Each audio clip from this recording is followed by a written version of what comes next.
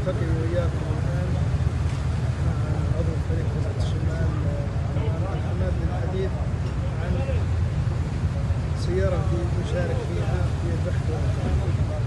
يا هلا والله، حياك الله. يا هلا. السيارة مجهزة الدخول للنفوذ إلى 100 كيلو، ما عندها مشكلة، مجهزة من ناحية الهواء، شيل السيارة بدون ما يأثر عليها، دبل، مجهزة من كل الاحتياجات اللي تحتاجها أثناء نقل المركب. وين اشترطون الحصان؟ ما لقيته.